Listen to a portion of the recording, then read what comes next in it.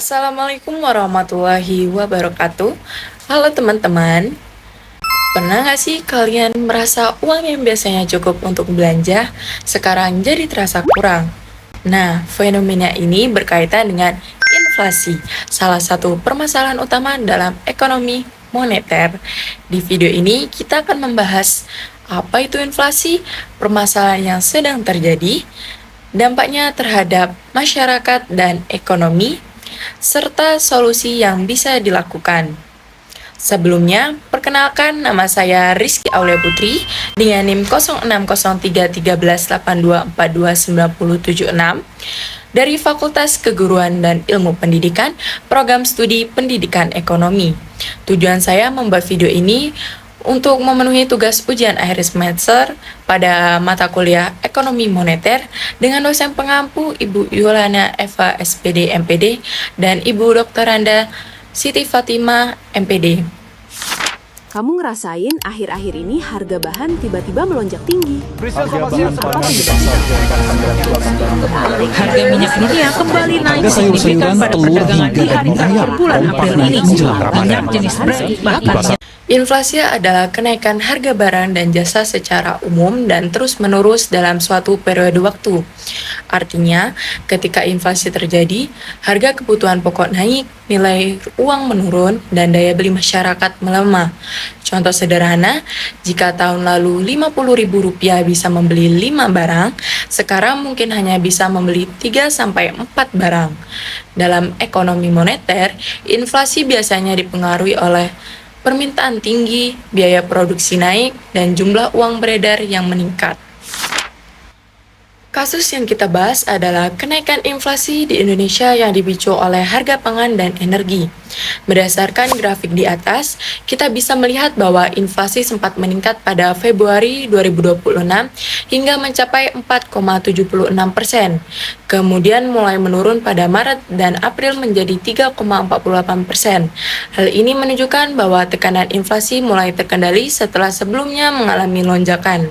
Beberapa penyebab utama inflasi saat ini antara lain kenaikan harga bahan pokok seperti beras, minyak goreng, dan cabai akibat gangguan distribusi dan cuaca. Ada naiknya harga energi seperti BBM yang berdampak ke biaya transportasi dan produksi, dan peningkatan permintaan masyarakat terutama saat hari besar seperti Ramadan dan Lebaran.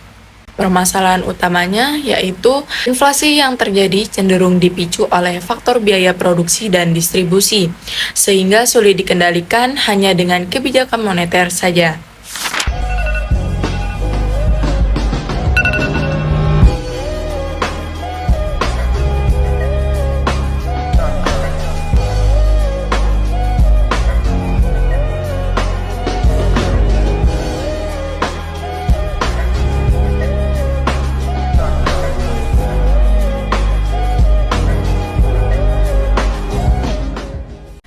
Inflasi memberikan dampak luas terhadap perekonomian. Secara umum, kenaikan inflasi menyebabkan daya beli masyarakat menurun karena harga barang dan jasa meningkat lebih cepat dibandingkan pendapatan, sehingga masyarakat harus mengurangi konsumsi. Selain itu, inflasi juga meningkatkan biaya produksi bagi pelaku usaha yang pada akhirnya dapat menekan keuntungan dan menghambat pertumbuhan ekonomi. Dalam jangka panjang, inflasi yang tinggi dan tidak stabil juga dapat menimbulkan ketidakpastian ekonomi, mengurangi minat investasi, serta memperlebar kesenjangan sosial karena kelompok berpendapatan rendah paling merasakan dampaknya. Di tengah ketidakpastian ekonomi global yang kian meningkat, Bank Indonesia tak tinggal diam. Lalu strategi apa yang disiapkan untuk menjaga stabilitas?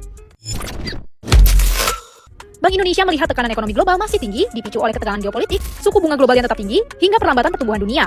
Di tengah kondisi tersebut, BI menyiapkan langkah konkret melalui Program Percepatan Intermediasi Nasional atau PINISI.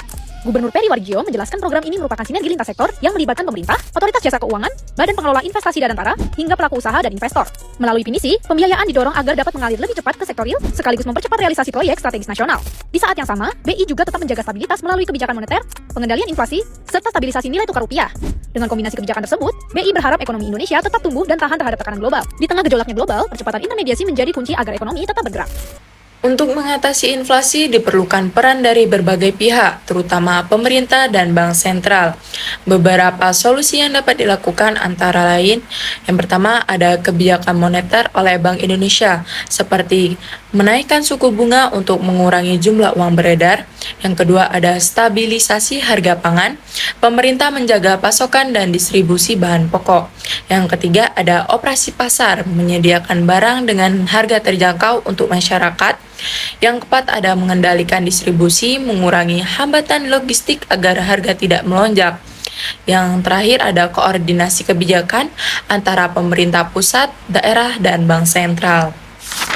Jadi dapat disimpulkan bahwa inflasi merupakan salah satu permasalahan penting dalam ekonomi moneter yang berdampak langsung terhadap daya beli masyarakat dan stabilitas perekonomian. Meskipun inflasi di Indonesia sempat meningkat di awal tahun 2026, kondisi tersebut mulai menunjukkan tanda-tanda stabil berkat kebijakan yang dilakukan oleh pemerintah dan Bank Indonesia. Namun demikian, pengendalian inflasi tetap menjadi tantangan yang harus dihadapi secara bersama-sama agar kesejahteraan masyarakat tetap terjaga. Terima kasih atas perhatian teman-teman semua. Mohon maaf apabila terdapat kekurangan dalam penyampaian. Saya akhiri, wassalamualaikum warahmatullahi wabarakatuh.